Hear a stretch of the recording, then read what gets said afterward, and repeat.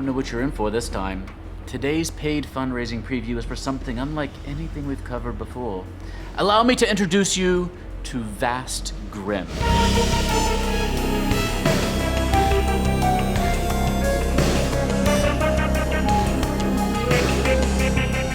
Vast Grimm is a rules-light, sci-fi horror tabletop RPG in which your characters are hanging on by a thread in a universe that's on the brink of collapse. It's written by Brian Cullen and his team at Infinite Black, whom you may remember from their Elder Dice sets and their excellent GM screen. The game is launching on Gamefound.com now, and it features 3 new Elder Dice sets with some very interesting holographic grimoires to keep them in. If you haven't seen their Dice Grimoire system yet, check out our review in that floating eye up there. Now I'm going to tell you about this game. If at any time you want to check it out for yourself, kindly use the link in the video description down below. That'll take you to the campaign page and let them know that we sent you.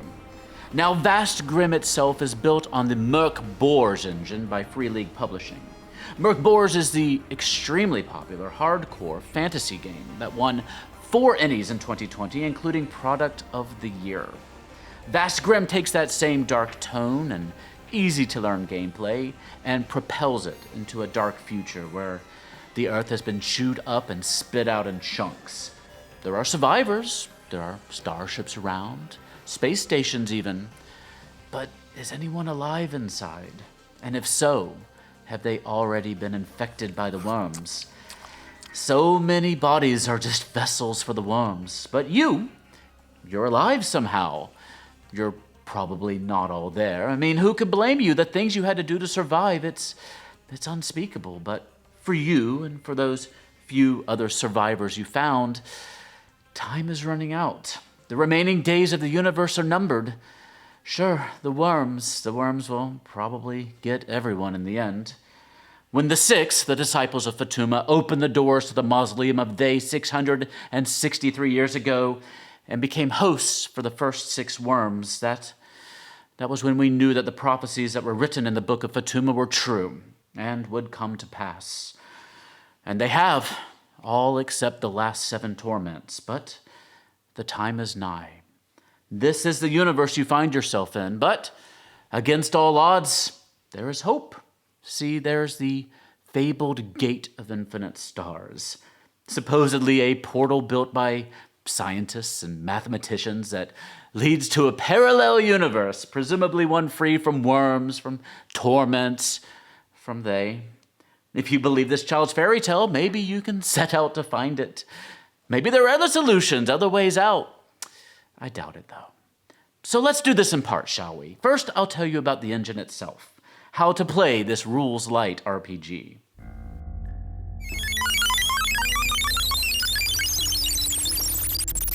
This game is about as close as you can get to pick up and play while still having enough of that RPG framework to hold things together and make it all feel fair. Most everything you do in the game is a D20 roll like you might be used to from D&D, but there are only 4 attributes: strength, agility, presence, and toughness. Those attributes will give you anywhere from a -3 to a +3 on your rolls. Combat works in the way you would expect it to, but the GM doesn't really roll anything. When you want to attack, roll strength for a melee attack, agility for a ranged attack, or presence for a magical tribute. When a monster attacks you, it's up to you as a player to dodge out of the way with an agility check. So you do the rolling. No dice fudging here. Your GM can't keep you alive from the secrecy of their GM screen. Armor might help you, though. If you get hit, you get to roll a die as determined by your armor and subtract that amount from the damage done to you. There's a lot of armor and weapons available to you, but you may just find yourself wearing something you cobbled together out of garbage and swinging a dead rat at those alien baddies. But you may also get those tributes. Tributes are the magic in the Vast Grimm universe, but they are unpredictable, and if you fumble with that nat 1 while using a tribute, well, it's not really good for anyone. As long as you keep your hit points above 0, you get to stay alive a little bit longer. But I'll tell you this, you're most likely going to start this game with hit points in the single digits. Careful play is only going to get you so far. You're going to have to be bold and take chances to survive. But there's one thing that might help you. You're going to have a certain number of favors each day to spend as you like. No one knows where the favor comes from. The gods, the fates, luck. But you can spend your favor to stay alive. It'll allow you to do max damage with a hit. It'll let you re-roll or force someone else to re-roll. It'll nuke a fumble or a crit and a few other things. Those favors are all that's between you and oblivion. Hoard them like they're treasure, but don't hesitate to use them when you need to stay alive. Because you will need them to stay alive. And that's pretty much all you need to know to play the game. Since this is a rules-light system, your GM has a lot of power to run the game and interpret the rules as they like. And there are plenty of useful items, drugs, starships, weapons, armor, and other things to keep you cracking as you play. But let's see a little bit more about our characters.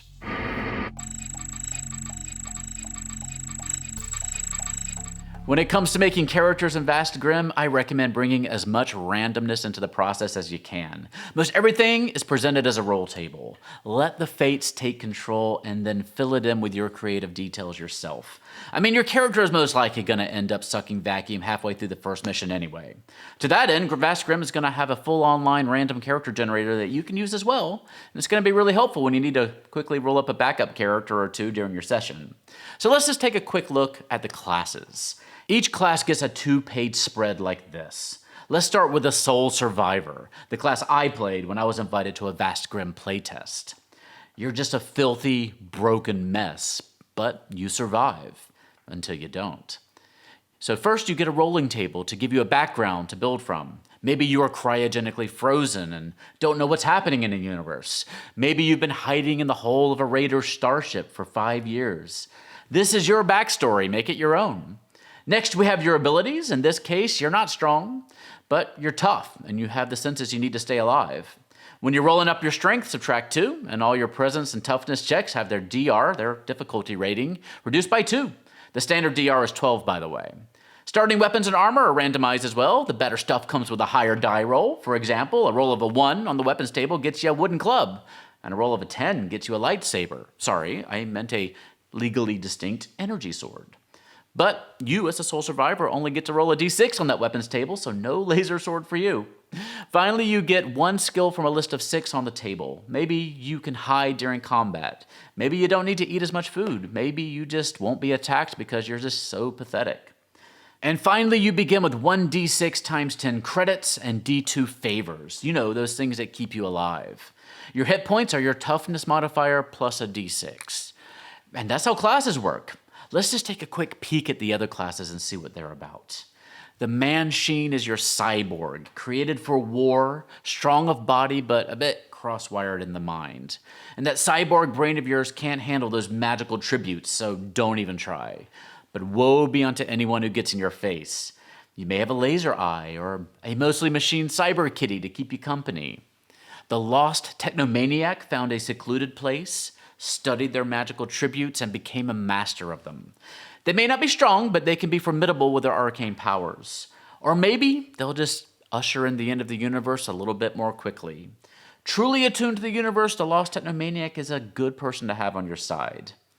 The twisted biochemist has been infected by the parasites and has learned all about them, knowing that she'll eventually turn and die horribly. But she carries all the best drugs, stimulants, and depressants available, making her the other survivors' very best friend.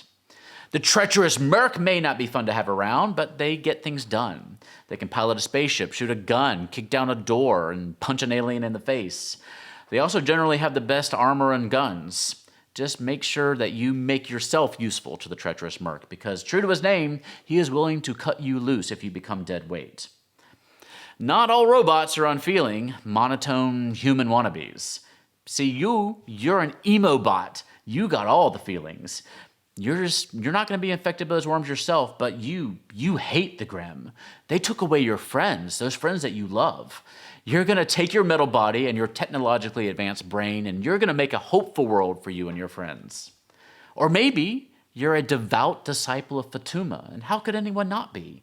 Everything has come true. You went to the mausoleum of They, and you spilled your blood on the altar of convergence. Though those around you may fear the Grimm, you know that they're inevitable, and you may even hold some sway over the worms themselves. Or, as a harvester, you go from battlefield to abandoned starship, looking for bodies infested with the worms, and you harvest them. People will pay good money for a live sample, especially if they're trying to collect all the different varieties. You gotta catch them all. So you probably have money, my friend, and you know how to avoid being infected yourself. Maybe you even keep one of the worms as a pet. It'll never turn on you, no. And those are our classes.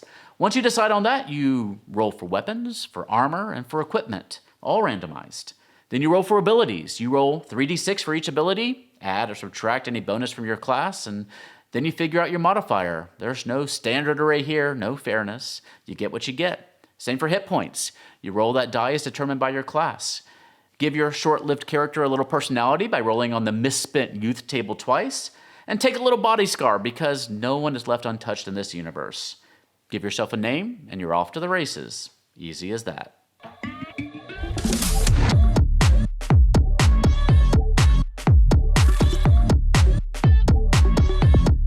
There are more rules. Rules for resting, morale, starships, drugs, addiction, magical tributes. What can happen when those magical tributes go wrong? So awfully, awfully wrong. And there are rules for the worms. Did I mention that there were different types? You've got gut, brain, spinal, blood, heart, and flesh worms. And when they get inside your body, and they will, they can have different effects. Some aren't so bad. Some are bad. Let's take a look at one, Turgus, your friendly neighborhood spinal worm. As he curls around your vertebrae, he may feast on your body, sapping you of strength. Or he may bend your spine to the point where you can barely carry yourself around, much less any equipment. Or he may just break your back altogether. But on good days, he might boost your immune system or help you avoid that incoming laser blast. Or he may just take a day off and let you live relatively pain-free. And the book contains a bestiary and an introductory adventure to get your feet wet. There are loads and loads of rolling tables for everything from places your crew might discover, the reactions of people you may meet, what you might find when you enter a room, people you might know, mutations that might have occurred to animals and people you encounter, so much more. This is a universe for you and your players to discover and create as you play. Let your creativity and the tools they provide you lead the way. Give your game master the wheel and let them interpret the rules as make sense for your story. Don't worry about proficiency modifiers and climb checks and concentration checks and investigation versus perception and adding and subtracting dozens of modifiers. You got a D20, you've got 4 abilities, nothing to get in the way of your group and your story. Pretty much everything you need to know is summarized on one page for easy access. But I've left my favorite part for last. This is a universe on the edge of oblivion. Remember back to the Book of Fatuma, the book of prophecy where everything has come to pass except the final 7 torments. Well, those torments can occur at any time. At the start of each day, you roll a die. If the result is a 1, a torment occurs. Now it's up to the game master and the players to decide which type of die you want to roll. Maybe it's a D20, everything is going to be fine. Or maybe the end is closing in. Maybe a D6 is more appropriate. Or maybe you want to see the universe burn. Get that D2 and flip that coin. If the torment does occur, you roll a D66 and select the verse that shall come to pass. Let me give you just a few. Torments, chapter 6, verse 3. The impertinent inventions of man shall cease to function, useless as the dead. Torments, chapter 5, verse 4. The mind of the Earthwalkers will be rude. They will carve the faces from the Grimm to mask their own. It's up to the game master to interpret how each of those 66 verses affect their game. But when the 7th torment occurs, they have consumed all. The gate of infinite stars, if it exists, has been shattered, and humanity is lost forever. Give in to the vast Grimm and become one with the they. And that's Vast Grimm. It's being funded on Gamefound.com right now. And don't forget that you can also pick up the 3 new Vast Grimm Elder dice sets and the 3 new holographic grimoires. The game is also compatible with the Mörk Borg system if you want to add a little fantasy into your game. And if solo play is your bag, Infinite Black will also have solo content available as downloadable PDFs to use alongside your sourcebook and modules. And who knows what other horrific content they might develop over the course of the campaign. I took one of my groups on a quick jaunt into Vast Grimm last week, and I am still thinking about some of the horrible things that occurred. It's such a great game to just have fun with on a Friday night. If you like what you hear, use our link in the doohickey down below or in the top pinned comment to go visit the campaign page and pledge. That link will also let them know that we sent you, which helps us stay on the air. If you have any questions, just leave them for me down below. Go now, back Vast Grimm, get yourself an awesome, unique game, and let me know about your adventures. We're opening up a Vast Grimm channel on our Discord server if you want to come and share your experiences with us. But for now, stay alive, hide from the Grimm, love each other, and just maybe, I'll see you next time at the Gallant Goblin.